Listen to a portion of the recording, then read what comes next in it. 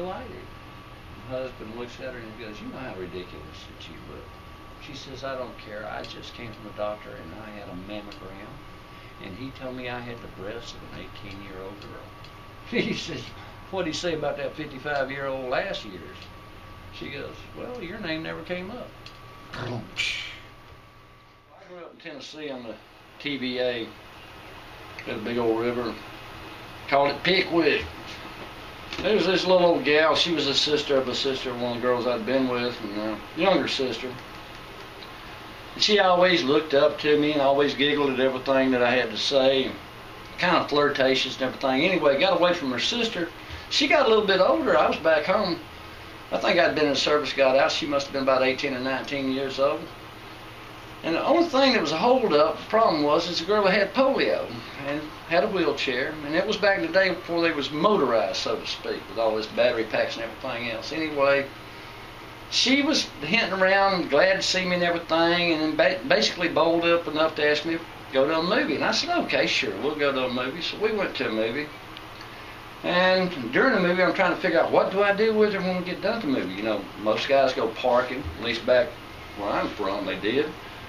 And she said, let's drive up to Pickwick. Well, now, that's only 13 or 14 miles away from my hometown. I said, okay, cool. We both had grown up in that area, so I went up off the circle and everything, and we stopped. And she goes, you know, let's get my chair out. Take me down this path over here. Well, I knew that path was kind of rough going, but I said, okay. She said, I've got a favorite spot back here. And I said, well, I'm thinking to myself, well, I'm going to do this for this girl before I take her home.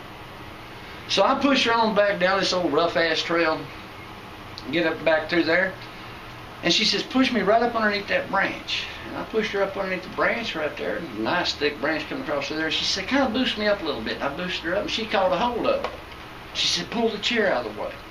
I pulled the chair out of the way, and she said, make love to me. I thought, oh, this is damn peculiar. I ain't never made love to a crippled woman hanging on to no tree branch before. But all right, so wasn't too bad, actually.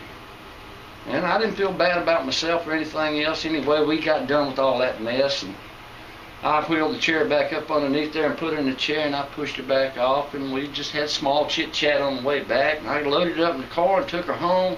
And about time I pulled up in the driveway, the damn porch light come on. I said, oh my God. Got her out of the car, started up towards the house, and her daddy walked out on the porch, and he just stood there and didn't say a word. So I kept going on up. I got to do what I got to do. Got up there and he goes, hey baby, how you doing and everything, going in. Your mama wanting to ask you if you had a good time and everything. Pushed her through the door, and I turned to walk off, and he said, son, I want to thank you for what you did. And I said, sir? He said, I want to thank you for what you did. You showed my daughter a good time. And I said, well, you know, I've known her for a long time, and her being in that wheelchair and everything. And he said, that's just it. He says, you know, you brought her home.